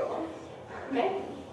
Oh, Gwendolyn, I knew there must be some misunderstanding. The gentleman whose arm is at present round your waist is my guardian, Mr. John Worthing. I beg your pardon. This is Uncle Jack. Here is Ernest. Hold up. A moment, Ernest. May I ask, are you engaged to be married to this young lady? To what, young lady? Good heavens, Gwendolyn. Yes, to good heavens, Gwendolyn. I mean to Gwendolyn. Of course not. What could have put such an idea into your pretty little head? Thank you. You may. I felt there must have been some slight error, Miss Cardew. The gentleman who is currently embracing you is my cousin, Monsieur Algernon Moncrieff. Algernon Moncrieff? No! Are you really called Algernon? I cannot deny it. Oh. Is your name really John? I could deny it if I liked. I could deny anything if I liked. But my name certainly is John and has been John for years. It appears that gross deception has been practiced on both of us. My poor, wounded Cecily. My silly, wronged Gwendolyn. You will call me sister, will you not?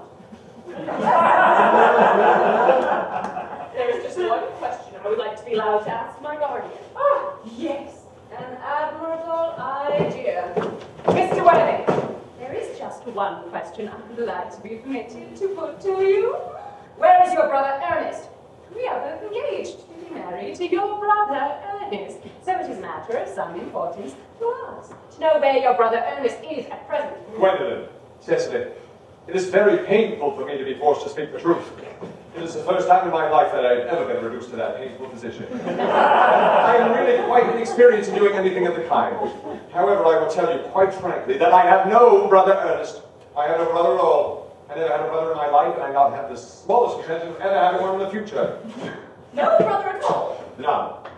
Had you never a brother of any kind? Never. Not even of any kind. It is quite clear, Cecily, that neither of us is engaged to be married to anyone. It's not a very pleasant position for a young girl to suddenly find herself in, is it? Let us go to the house. They will hardly venture to come after us there. No, they're so cowardly, aren't they?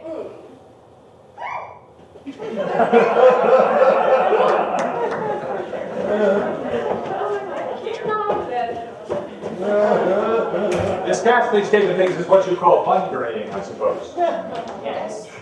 And a perfectly wonderful Bunbury it is. The most wonderful Bunbury I've ever had in my Well, life. you've no right whatsoever to Bunbury here. Well, that's absurd. One has a right to Bunbury anywhere one chooses. Every serious Bunburyist knows that. Serious, Bunburyist, good heavens. Well, one must be serious about something if one wants to have any sort of amusement in life. I happen to be serious about Bunbury. What you're so serious about, I haven't the remotest idea. Probably everything, I suppose. You're such an absolutely trivial nature. Well, the only small satisfaction I have in the whole of this wretched business is that your friend Bunbury is quite exploded. You won't be able to run down to the country quite as often as you used to, dear Algy, and a very good thing, too. Your brother's looking a little off color, isn't he, dear Jack? It seems you won't be able to sneak up to town as often as your wicked custom was. And not a bad thing, either. As for your conduct towards Miss Cardew, I must say that your taking in a sweet, simple, innocent girl like that is quite inexcusable, to say nothing of the fact that she is my ward. I can think of no possible defense at all to your deceiving a brilliant, cunning, thoroughly experienced young lady like Miss Fairfax. Say nothing of the fact that she is my cousin. I wanted to be engaged to Gwendolyn, that is all. I love her. Well, I want to be engaged to Cecily. I adore her. There is certainly no chance of your marrying Miss Cardew. Well, I don't think there's much likelihood of you and Miss Fairfax being united. Well, that is no business of yours. Well, if it was my business, I wouldn't talk about it. It is vulgar to talk about one's business. Only people like stockbrokers do that. And then only at dinner parties. How you can sit there calmly eating muffins when we're in this horrible trouble I can't make out. You seem to me to be perfectly heartless. Well, I can't eat muffins in an agitated manner. I put butter on my cups. One should always eat muffins quite calmly. It's the only way to eat them. I say it's perfectly heartless you're eating muffins at all under the circumstances. When I am in trouble, eating is the only thing that consoles me. Indeed, when I am in really great trouble, as anyone who knows me intimately will tell you, I refuse everything except food and drink. Besides, I'm eating muffins now because I'm upset. And I'm particularly fond of muffins. Well, there's no reason why you should eat them all in that greedy way. Why would you have tea cake instead? I don't like tea cake. Good heavens, I suppose a man may eat his own muffins in his own garden. Oh, but you just said it was perfectly heartless to eat muffins. I said it was perfectly heartless of you under the circumstances. That is a very different thing. Well, that may be, but the muffins are the same. Algy, I wish to goodness you would go. You can't possibly expect me to leave without having some dinner first. I never go without my dinner. Nobody ever does. Except for vegetarians and people like that.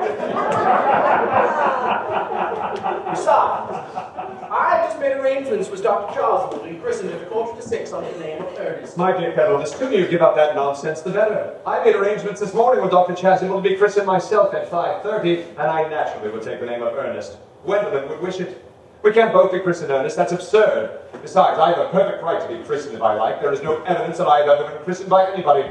I should think it extremely probable I never was, and so does Dr. Chasuble. It is entirely different in your case. You have been christened already. Oh, quite so I know my constitution can handle it. If you're not quite sure about your ever having been christened, I dare say it's dangerous you venturing in on it now. It might make you quite unwell. Need you forget that someone very closely connected to you was very nearly carried off in Paris this week by a severe chill. But you said yourself a severe chill is not hereditary. Well, it used to be, I'm sure, but I dare say it is now. Science is always making wonderful progress with things. Oh, that is nonsense. You're always talking nonsense. Poor chap, you're at the muffins again. I wish you wouldn't. I told you I was fond of muffins, and you've gone through that. But I hate tea cake. Then why don't you allow it to be served to your guests? Oh, what ideas you have of hospitality. Algernon, I've already told you to go. I don't want you here. Why don't you go? But I haven't finished my tea yet, and there's still one muffin left. Oh, my God! Oh, Peter, this tea is bad, and you should feel bad. Hey, come here.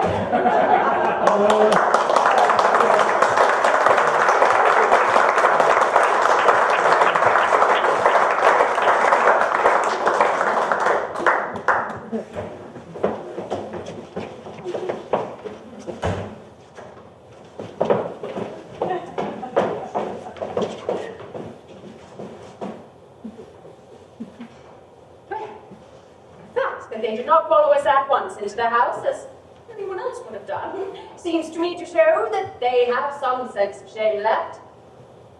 They've been eating muffins. That is like repentance. They hardly seem to notice us at all. Couldn't you cough? I haven't got a cough. Oh, they're looking at us. What effrontery. They're approaching. That's very forward of them. Let us preserve a dignified silence. Certainly, it's the only thing to do now.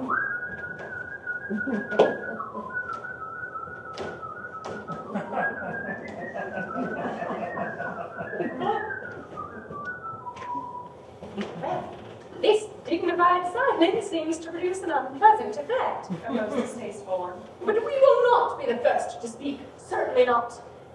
Mr. Worthing, there is something very particular that I must ask you. Much depends on your reply. Gwendolyn, your common sense is invaluable. Mr. Humphrey, kindly answer me the following question. Why did you pretend to be my guardian's brother? So that I might have an opportunity of meeting you. That certainly seems a satisfactory explanation, does it not? Well, yes, dear, if you can believe him. I don't. Let's talk about the wonderful beauty of answer. True. In matters of grave importance, style, not sincerity, is the vital thing. Mr. Worthing, what explanation can you offer me for pretending to have a brother?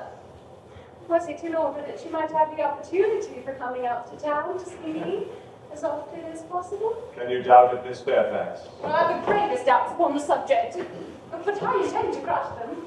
This is not the moment for German skepticism. Their answers appear to be quite satisfactory, especially Mr. Worthing's. That seems to me to have the stamp of truth upon it. I am more than content with what Mr. Moncrieff said. His voice alone inspired one with absolute credulity. Then you think we should forgive them? Yes. I mean, no. True. I had forgotten. There are principles at stake that one cannot surrender. Which of us should tell them? The task is not a pleasant one. Asking at the same time. Oh, what an excellent idea, Cecily. I nearly always sleep at the same time as other people. You take the time for me? Certainly. Your Christian names are still an insuperable barrier. That's all. Our Christian names? Is that all? But we are going to be christened this afternoon. For my sake, you are prepared to do this terrible thing. I am. To please me, you're ready to face this fearful ordeal. I am. Well, how absurd to talk of the equality of the sexes, where questions of self-sacrifice are concerned. Men are infinitely beyond that. We are. They have moments of physical courage of which we women know absolutely nothing. Darling. Darling. Oh, Oh! what does this mean? Really, that I am engaged to Mr. Worthing. Come here.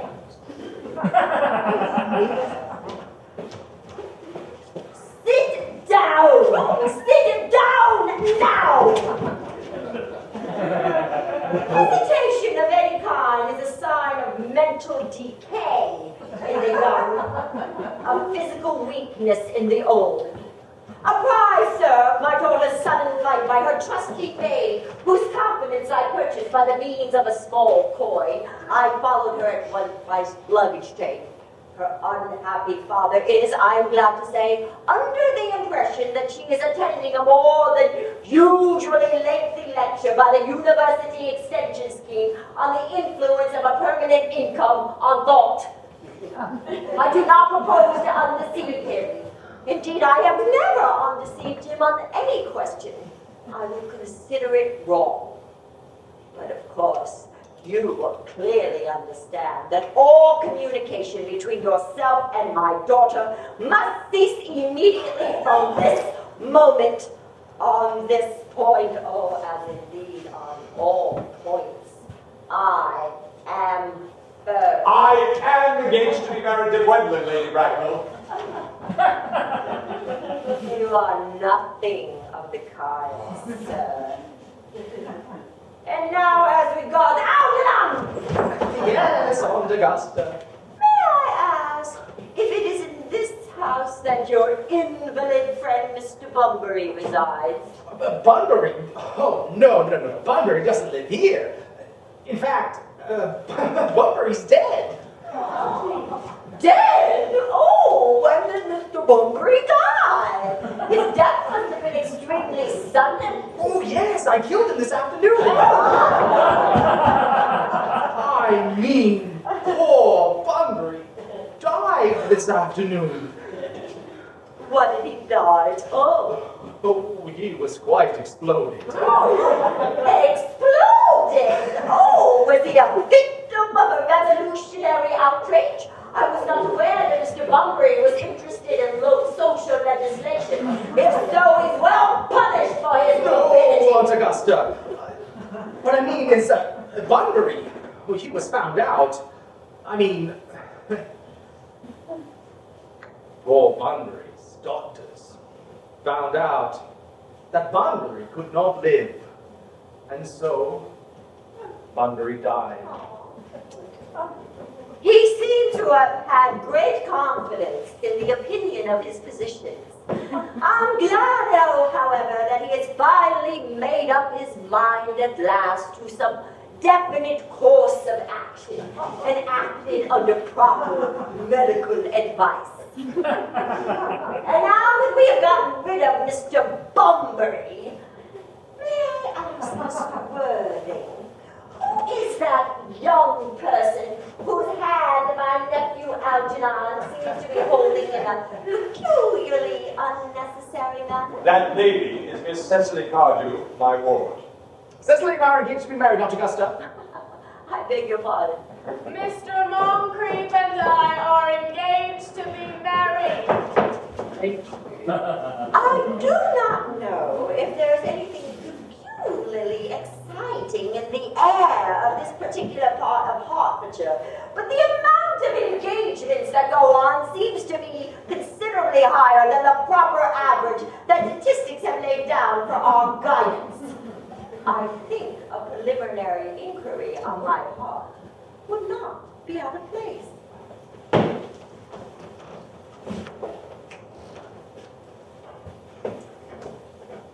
Mr. Worthing, is Miss Cardew at all connected with any of the larger railway stations in London?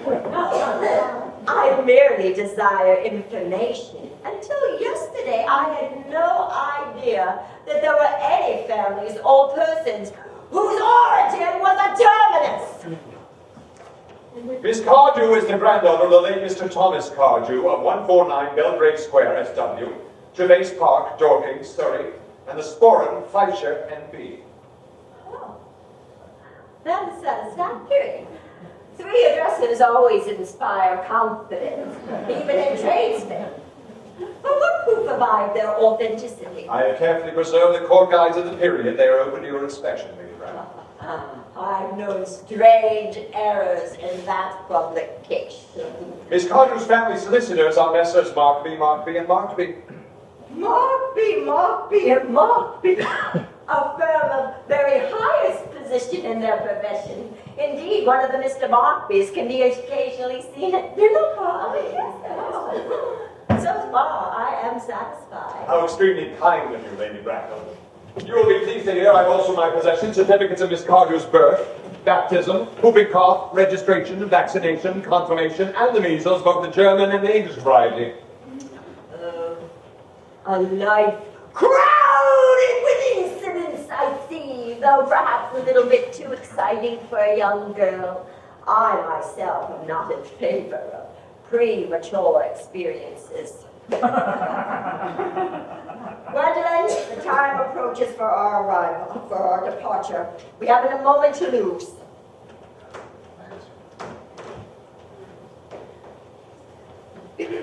As a matter of form, Mr. Worthing, I better ask you if Miss Cardew has any little fortune. Oh, about £130,000 in the funds. That is all. Goodbye, Lady Bracknell. So pleased to have seen you. A moment, Mr. Worthing. £130,000 and in funds. Oh, Miss Cardew seems to me to be a most attractive young lady now that I live here. Few girls at present age have any real solid qualities that last and improve with time. We live, I regret to say, in an age of services. Come here, dear. You're a pretty child. Your dress is sadly simple, and your hair is almost as nature might have left it. But we can soon alter all that. A thoroughly experienced French maid produces a really marvelous result in a very brief space of time. I remember recommending one to a young lady Lansing, and after 3 months, her own husband did not know her. And after 6 months, nobody knew her. Kindly turn around, sweetie. sweet child.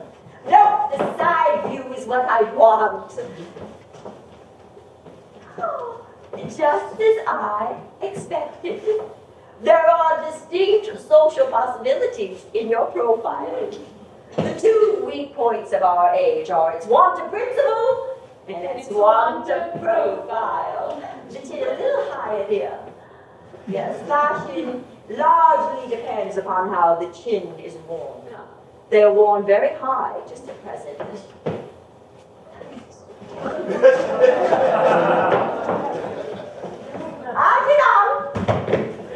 Yes, Aunt Augusta? There are distinct social possibilities in Miss Cardew's profile. Cecily is the sweetest, prettiest girl in the whole world. I can give 2 pence about social possibilities. Never speak disrespectfully of society, Algernon. Only people who can get into it do that. Of course, dear, you know that Algernon has nothing but his debts to depend upon. But I do not approve of mercenary marriages. When I married Lord Bracknell, I had no fortune of any kind, but I never dreamed of allowing that to stand in my way. I suppose I must give my consent. Thank you, Aunt Augusta. Cecily, may kiss me. Thank you, Lady Bracknell. No, and you may also address me as Aunt Augusta for the future. Thank you, Aunt Augusta. The marriage, I think, should take place quite soon. To speak frankly, I am not in favor of long engagements. They give people the opportunity of finding out each other's character before marriage, which I think is never. I beg your pardon, Lady Bracknell, for interrupting you, but this engagement is quite out of the question. Miss Cardew is my ward, I am her guardian, and she cannot marry without my consent until she comes of age. That consent I absolutely decline to give. Upon what grounds, may I ask? Algernon is an extremely, may I say, almost ostentatiously eligible young man. He has nothing, but he looks everything. It pains me very much to have to speak frankly to you, Lady Bracknell, about your nephew, but the fact is that I do not approve at all of his moral character. I suspect him of being untruthful. Untruthful. My nephew Algernon, impossible. He's an Oxonian. I fear there can be no possible doubt about the matter. This afternoon, during my temporary absence in London on an important question of romance, he obtained admission to my house by means of the false pretense of being my brother. Under an assumed name, he drank, I've just been informed by my butler, an entire pint bottle of my Perrier-Jouet Brut Quatre Vingt-Neuf, wine I was specially reserving for myself. Continuing his disgraceful deception, he succeeded in the course of the afternoon in alienating the affections of my only ward. Subsequently, he stayed to tea and devoured every single muffin. And what makes his conduct all the more heartless is he was perfectly well aware from the first that I don't have a brother, I never had a brother, and I don't intend to have a brother, not even of any kind. I distinctly told him so myself yesterday afternoon. Mr. Worthy. After careful consideration, I have decided entirely to overlook my nephew's conduct to you. That is very generous of you, Lady Bracknell. My own decision, however, remains unalterable. I decline to give my consent. Come here, dear. How old are you? Well, I'm really only 18, but I always admit to 20 when I go to evening parties. Oh, you are quite right in making some slight alterations. Indeed, no woman should ever be quite accurate about her age. It looks so calculating. 18, but admitting to 20 at dinner parties. Well, it seems to me that it won't be long before you are of age and free from the restraints of tutelage. So I don't think that your guardian's consent is, after all, a matter of any importance. Pray, excuse me, Lady Bracknell, for interrupting you again, but it is only fair to tell you that according to the terms of her grandfather's will, Miss Cardew does not come legally of age till she is 35. That does not seem to me to be a grave objection. 35 is a very attractive age. London society is full of women of the very highest birth who have, by their own free choice, remained 30 alive for years. Lady Dumbledon is an instance in point. She has been 35 ever since she arrived at the age of 40, which is many years ago now. I don't see there would be any reason that our dear Cecily would not be even more attractive at the age you mentioned than she is at present. There'll be a large accumulation of property. Alfie, could you wait till me till I was 35? Of course I could. No, I couldn't. Yes, I felt it instinctively. But I couldn't wait all that time. I hate waiting even 5 minutes for anybody. It always makes me rather cross. I'm not punctual myself, I know. But I do like punctuality in others. And waiting even to be married is quite out of the question. Then what's to be done, Cecily? I don't know, Mr. Moncrieff. My dear Mr. Worthing, as Miss Cardew states positively that she cannot wait until she is 35, a remark I feel bound to say shows a somewhat impatient nature. I beg of you to please reconsider your decision. But my dear Lady Bracknell, the matter is entirely in your own hands. The moment you consent to my marriage with Gwendolyn, I will most gladly allow your nephew to form an alliance with my ward. You are quite aware that what you propose is out of the question. Then a passionate celibacy is all that any of us can look forward to. That is not the destiny I propose for Gwendolyn. Algernon, of course, can choose for himself. Come, dear!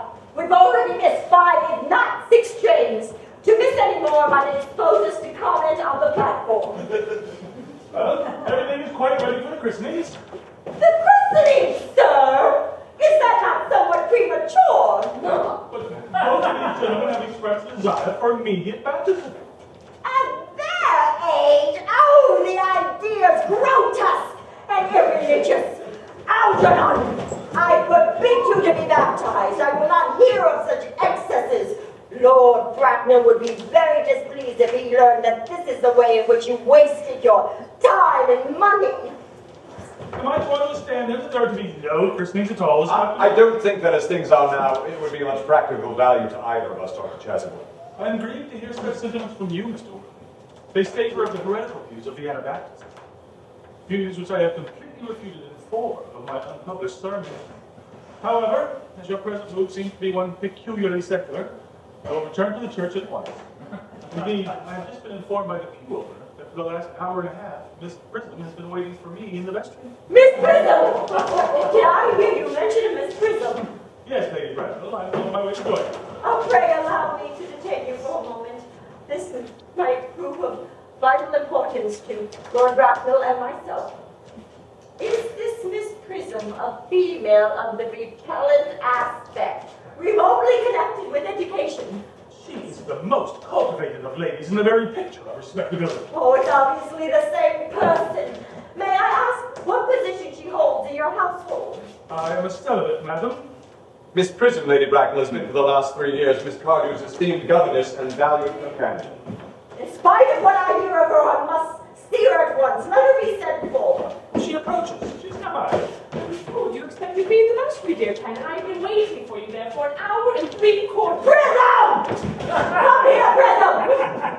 Prism! Where is that baby?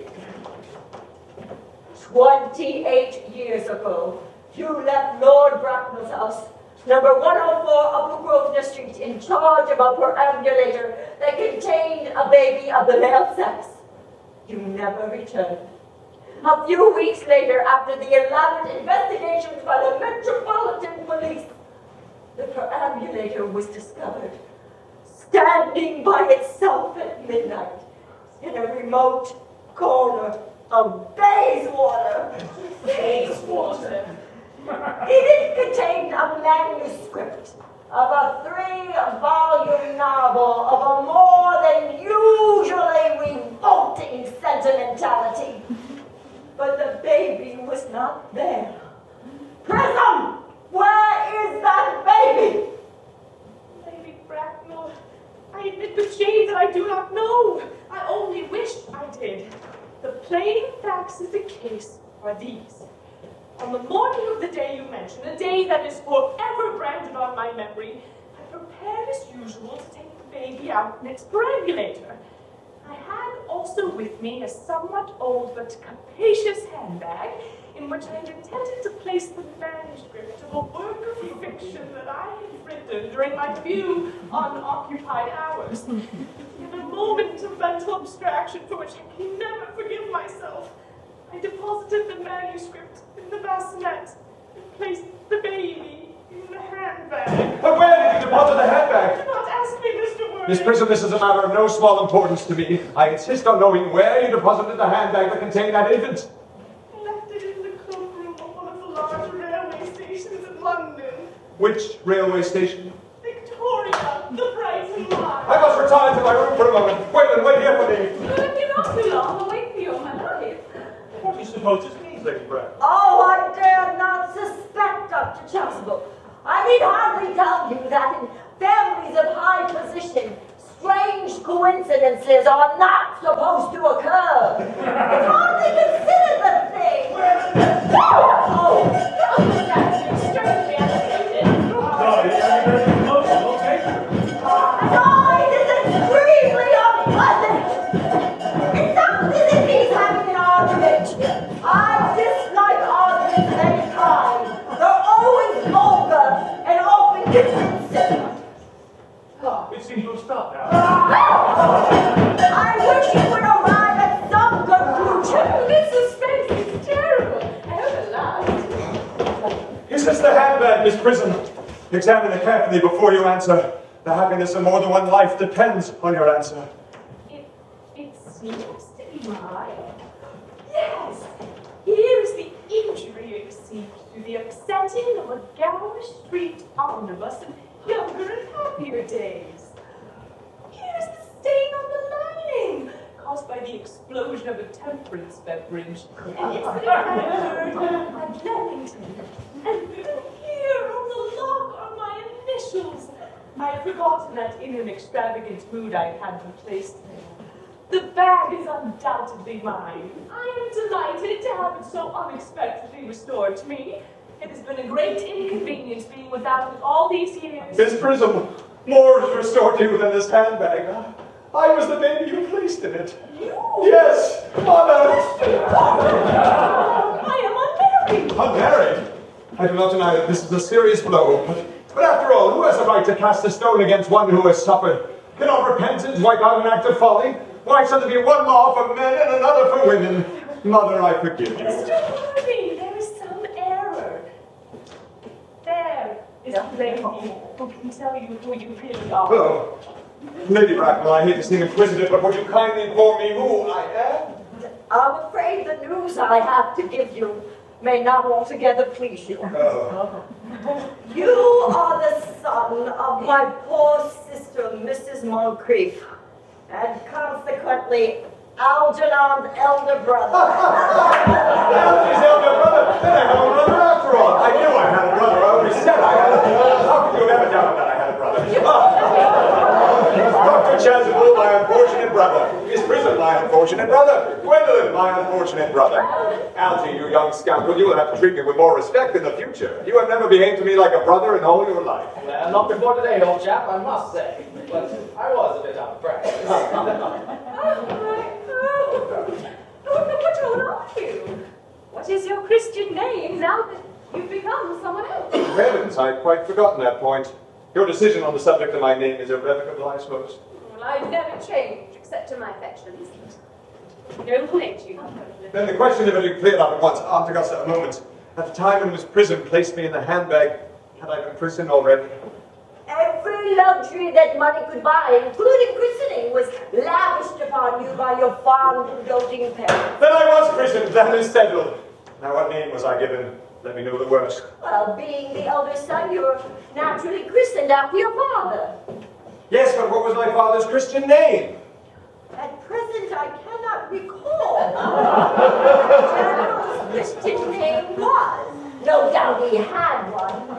He was an eccentric, I admit, but that was the result of Indian climate, and of marriage, and indigestion, and other things of that. Algy, can't you recollect what our father's Christian name was? My dear boy, we were never on speaking terms. Oh, died before it was a year old. His name would appear on the army list of the period, I suppose, Aunt Augusta?